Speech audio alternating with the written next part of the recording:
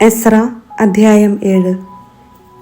എസ്ര ജെറുസലേമിൽ പേർഷ്യ രാജാവായ അർത്താക്സർക്സസിന്റെ ഭരണകാലത്ത് സെറായായുടെ മകനായ എസ്ര ബാബിലോണിൽ നിന്നും പുറപ്പെട്ടു. ഹിൽക്കിയായുടെ മകൻ അസറിയായുടെ മകനായിരുന്നു സെറായ. ഹിൽക്കിയ ഷല്ലൂമിന്റെയും അവൻ സാദോക്കിന്റെയും സാദോക്ക് അഹിത്തൂബിന്റെയും മകനായിരുന്നു. അഹിത്തൂബ് അമരിയായുടെയും അവൻ അസറിയായുടെയും അസറിയ മെറായോത്തിന്റെയും മകനായിരുന്നു. മെറായോത്ത് സെറഹിയായുടെയും അവൻ ഉസിയുടെയും ഉസി ബുക്കിയുടെയും മകനായിരുന്നു. ബുക്കി അബിഷുവായുടെയും അവൻ ഫിനെഹാസിന്റെയും ഫിനെഹാസ് എലയാസറിന്റെയും അവൻ പ്രധാന പുരോഹിതനായ അഹറോന്റെയും മകനായിരുന്നു. ഇസ്രായേലിന്റെ ദൈവമായ കർത്താവ് നൽകിയ മോശയുടെ നിയമത്തിൽ അവഗാഹമുള്ളവനായിരുന്നു എസ്ര. ദൈവമായ കർത്താവിന്റെ കരം അവന്റെ മേലുണ്ടായിരുന്നതിനാൽ അവൻ ആവശ്യപ്പെട്ടതെല്ലാം രാജാവ് അനുവദിച്ചു. അർത്താക്സർക്സസ് രാജാവിന്റെ 7-ാം ഭരണവർഷം കുറെ ഇസ്രായേല്യരും ലേവ്യരും പുരോഹിതരും ഗായകരും വാതിൽ കാവൽക്കാരും ദേവാലയ ശുശ്രൂഷകരും എസ്രായോടൊപ്പം ജെറുസലേമിലേക്ക് പോന്നു. അവൻ ജെറുസലേമിൽ എത്തിയത് രാജാവിന്റെ 7-ാം ഭരണവർഷം 5-ാം മാസമാണ്. ദൈവാനുഗ്രഹത്താൽ അവൻ 1-ാം മാസം 1-ാം ദിവസം ബാബിലോണിൽ നിന്ന് യാത്ര പുറപ്പെട്ട് 5-ാം മാസം 1-ാം ദിവസം ജെറുസലേമിലെത്തി. കർത്താവിന്റെ നിയമം പഠിക്കാനും അനുഷ്ഠിക്കാനും അവിടുത്തെ അനുശാസനങ്ങളും പ്രമാണങ്ങളും ഇസ്രായേലിൽ പഠിപ്പിക്കാനും അവൻ ഉത്സുകനായിരുന്നു. ഇസ്രായേലിനു വേണ്ടി കർത്താവ് നൽകിയ കൽപ്പനകളും നിയമങ്ങളും പഠിച്ച പണ്ഡിതനും പുരോഹിതനുമായ എസ്രായിക്ക് അർത്താക്സർക്സസ് രാജാവ് നൽകിയ കത്തിന്റെ പകർപ്പ്. രാജാതിരാജനായ അർത്താക്സർക്സസ് സ്വർഗസ്ഥനായ ദൈവത്തിന്റെ നിയമങ്ങളിൽ പാണ്ഡിത്യമുള്ള പുരോഹിതൻ എസ്രായിക്ക് എഴുതുന്നത്: എന്റെ രാജ്യത്തുള്ള ഏത് ഇസ്രായേല്യനും പുരോഹിതനും ലേവ്യനും ജെറുസലേമിലേക്ക് പോകാൻ ആഗ്രഹമുണ്ടെങ്കിൽ നിന്നോടുകൂടെ പോന്നുകൊള്ളട്ടെ എന്ന് ഞാൻ കൽപ്പിക്കുന്നു. നിങ്ങളുടെ ദൈവത്തിൽ നിന്ന് നിങ്ങൾക്കു ലഭിച്ച നിയമങ്ങൾ അനുസരിച്ച് യൂദായിലെയും ജെറുസലേമിലെയും വിവരങ്ങൾ ആരായാൻ രാജാവും തന്റെ 7 ഉപദേശകരും നിങ്ങളെ അയക്കുന്നു. ജെറുസലേമിൽ വസിക്കുന്ന ഇസ്രായേലിന്റെ ദൈവത്തിന് രാജാവും ഉപദേശകരും സ്വാഭീഷ്ട കാഴ്ചയായി അർപ്പിക്കുന്ന സ്വർണവും വെള്ളിയും നിങ്ങൾ കൊണ്ടുപോകണം. ബാബിലോൺ ദേശത്ത് നിന്ന് നിങ്ങൾക്ക് ലഭിച്ച സ്വർണവും വെള്ളിയും ജെറുസലേമിലെ ദേവാലയത്തിനു വേണ്ടി ജനവും പുരോഹിതന്മാരും അർപ്പിക്കുന്ന സ്വാഭീഷ്ട കാഴ്ചകളും നിങ്ങൾ കൊണ്ടുപോകണം. ഈ പണം കൊണ്ട് കാള, മുട്ടാട്, ചെമ്മരിയാട് എന്നിവയെ ധാന്യബലിക്കും പാനീയ ബലിക്കും ആവശ്യകമായ വസ്തുക്കളോടുകൂടി വാങ്ങി ജെറുസലേമിൽ നിങ്ങളുടെ ദൈവത്തിന്റെ ആലയത്തിലെ ബലിപീഠത്തിൽ അർപ്പിക്കണം. ശേഷിച്ച സ്വർണവും വെള്ളിയും കൊണ്ട് നീയും സഹോദരന്മാരും നിങ്ങളുടെ ദൈവത്തിന്റെ ഹിതമനുസരിച്ച് ഉചിതമെന്ന് തോന്നുന്നത് ചെയ്തുകൊള്ളുക. നിങ്ങളുടെ ദൈവത്തിന്റെ ആലയത്തിലെ ശുശ്രൂഷയ്ക്കായി നൽകിയിട്ടുള്ള പാത്രങ്ങൾ ജെറുസലേമിന്റെ ദൈവത്തിന് സമർപ്പിക്കണം. കൂടാതെ നിങ്ങളുടെ ദൈവത്തിന്റെ ആലയത്തിൽ എന്തെങ്കിലും ആവശ്യം വന്നാൽ അത് രാജഭണ്ഡാരത്തിൽ നിന്ന് എടുത്തുകൊള്ളൂ. നദിക്കക്കരെയുള്ള ദേശത്തെ ഭണ്ഡാര വിചാരകരോട് ഞാൻ അർത്താക്സർക്സസ് രാജാവ് കൽപ്പിക്കുന്നു. പുരോഹിതനും സ്വർഗസ്ഥനായ ദൈവത്തിന്റെ നിയമത്തിൽ പണ്ഡിതനും ആയ എസ്ര നിങ്ങളോട് ആവശ്യപ്പെടുന്നതെന്തും: വെള്ളി 100 താലന്ത് വരെയും, ഗോതമ്പ് 100 കോർ വരെയും, വീഞ്ഞും എണ്ണയും 100 ബത്ത് വരെയും, ഉപ്പ് ആവശ്യം പോലെയും ശുഷ്കാന്തിയോടെ കൊടുക്കണം. സ്വർഗസ്ഥനായ ദൈവത്തിന്റെ ക്രോധം രാജാവിന്റെയും പുത്രന്മാരുടെയും രാജ്യത്തിന്മേൽ പതിക്കാതിരിക്കാൻ അവിടുന്ന് കൽപ്പിക്കുന്നതെന്തും അവിടുത്തെ ആലയത്തിനു വേണ്ടി കൊടുക്കാൻ ശ്രദ്ധിക്കുക. പുരോഹിതന്മാർ, ലേവ്യർ, ഗായകർ, വാതിൽ കാവൽക്കാർ, ദേവാലയ ശുശ്രൂഷകർ, ഇതര സേവകർ എന്നിവരുടെ മേൽ കപ്പം, നികുതി, ചുങ്കം ഇവ ചുമത്തുന്നത് ഞാൻ വിലക്കുന്നു. എസ്ര, നിന്റെ ദൈവത്തിൽ നിന്ന് നിനക്ക് ലഭിച്ചിരിക്കുന്ന ജ്ഞാനമനുസരിച്ച് നദിക്കക്കരെയുള്ള ദേശത്തെ ജനത്തിനു ന്യായപാലനം നടത്താൻ നിങ്ങളുടെ ദൈവത്തിന്റെ നിയമം അറിവുള്ളവരിൽ നിന്ന് ന്യായാധിപന്മാരെ നിയമിക്കുകയും നിയമപരിജ്ഞാനമില്ലാത്തവരെ അത് പഠിപ്പിക്കുകയും ചെയ്യുക. നിങ്ങളുടെ ദൈവത്തിന്റെയോ രാജാവിന്റെയോ നിയമം ലംഘിക്കുന്നവരെ കർശനമായി ശിക്ഷിക്കുക. അവരെ വധിക്കുകയോ നാടുകടത്തുകയോ തടവിലിടുകയോ അവരുടെ വസ്തുവകകൾ കണ്ടുകെട്ടുകയോ ആകാം. ജെറുസലേമിൽ കർത്താവിന്റെ ആലയം മനോഹരമായി പണിതുയർത്തിയതിനു രാജാവിനെ പ്രചോദിപ്പിച്ച നമ്മുടെ പിതാക്കന്മാരുടെ ദൈവമായ കർത്താവ് വാഴ്ത്തപ്പെടട്ടെ.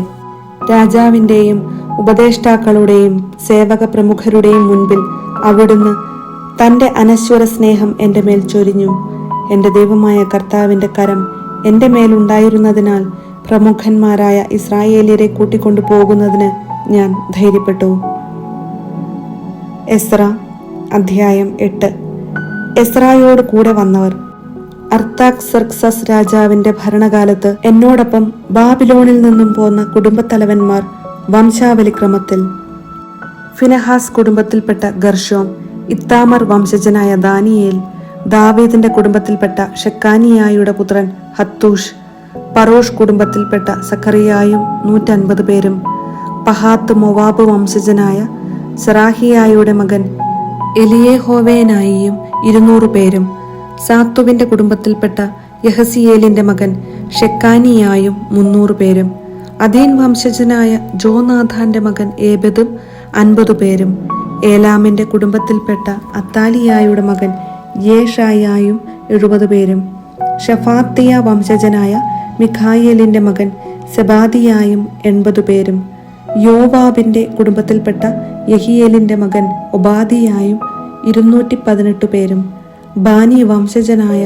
യോസിഫിയായുടെ മകൻ ഷെലോമിത്തും 160 പേരും, ബേബായിയുടെ കുടുംബത്തിൽപ്പെട്ട ബേബായിയുടെ മകൻ സക്കറിയായും 28 പേരും, അസ്ഗാദിന്റെ കുടുംബത്തിൽപ്പെട്ട ഹക്കാത്താനിന്റെ മകൻ യോഹനാനും 110 പേരും, അദോനിക്കാമിന്റെ കുടുംബത്തിൽപ്പെട്ട എലിഫലേത്ത്, യവുവേൽ, ഷെമായ എന്നിവരും 60 പേരും. ഇവർ പിന്നീടാണ് വന്നത്. ബിഗ്വായ് വംശജനായ ഉത്തായിയും സക്കൂറും 70 പേരും. അഹാവയിലേക്ക് ഒഴുകുന്ന നദിയുടെ തീരത്ത് ഞാൻ അവരെ ഒരുമിച്ച് കൂട്ടി. അവിടെ ഞങ്ങൾ 3 ദിവസം താവളമടിച്ചു. പുരോഹിതന്മാരെയും ജനത്തെയും പരിശോധിച്ചപ്പോൾ ലേവിയുടെ പുത്രന്മാരാരുമില്ലെന്ന് മനസ്സിലായി.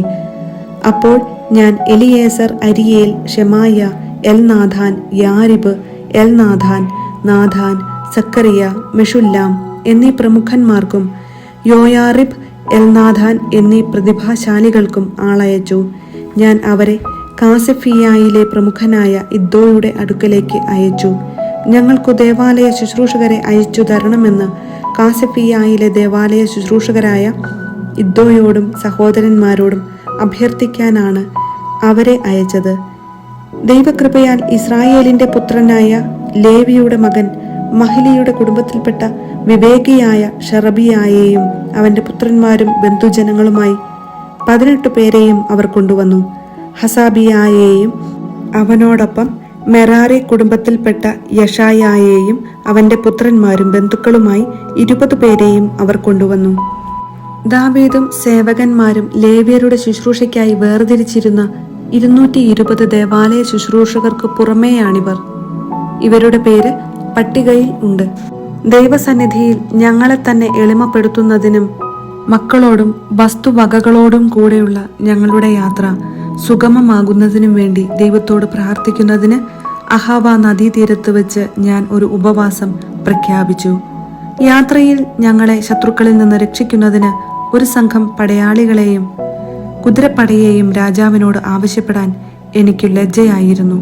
കാരണം ദൈവത്തെ അന്വേഷിക്കുന്നവരുടെ മേൽ അവിടുത്തെ കാരുണ്യം ഉണ്ടായിരിക്കുമെന്നും ദൈവത്തെ ഉപേക്ഷിക്കുന്നവരുടെ മേൽ അവിടുത്തെ ക്രോധം ശക്തമായി നിബന്ധിക്കുമെന്നും ഞങ്ങൾ രാജാവിനോട് പറഞ്ഞിട്ടുണ്ടായിരുന്നു. അതിനാൽ ഞങ്ങൾ ഉപവസിച്ച് ദൈവത്തോട് യാചിക്കുകയും അവിടുന്ന് ഞങ്ങളുടെ പ്രാർത്ഥന കേൾക്കുകയും ചെയ്തു. പ്രമുഖരായ 12 പുരോഹിതന്മാരെ ഞാൻ തിരഞ്ഞെടുത്തു. ഷറബിയായും ഹഷാബിയായും അവരുടെ ബന്ധുക്കളായ 10 പേരും.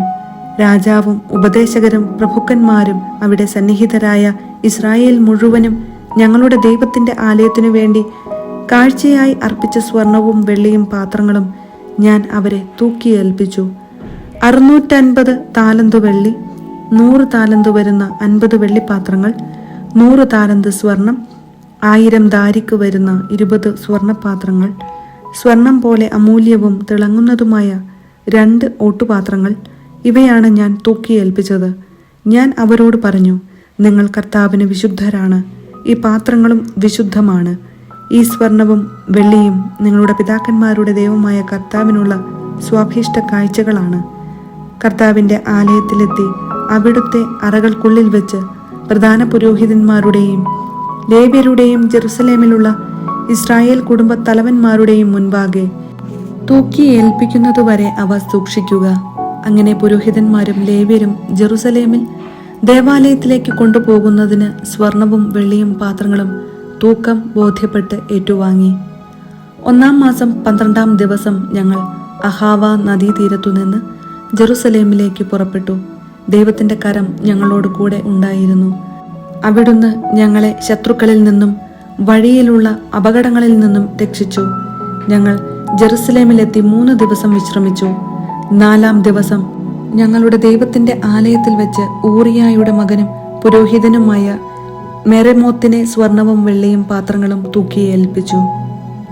ഫിനെഹാസിന്റെ മകൻ എലയാസറും ലേവ്യരും യെശുവയുടെ മകൻ യൊസബാദും ബിന്നോയിയുടെ മകൻ നൊവാദിയായും അവനോടൊപ്പം ഉണ്ടായിരുന്നു.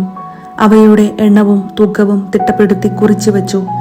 മടങ്ങിയെത്തിയ പ്രവാസികൾ ഇസ്രായേൽ ജനത്തിനു വേണ്ടി 12 കാള, 96 മുട്ടാട്, 77 ചെമ്മരിയാട് എന്നിവയെ ദഹനബലിയായും 12 മുട്ടാടിനെ പാപപരിഹാര ബലിയായും ഇസ്രായേലിന്റെ ദൈവത്തിന് അർപ്പിച്ചു. ഇതെല്ലാം കർത്താവിനുള്ള ദഹനബലിയാണ്. അവർ രാജകൽപ്പന പ്രഭുക്കന്മാരെയും നദിക്കക്കരെയുള്ള ഇടപ്രഭുക്കന്മാരെയും ദേശാധിപതികളെയും ഏൽപ്പിച്ചു. അവർ ജനത്തിനും ദേവാലയത്തിനും സഹായം നൽകി.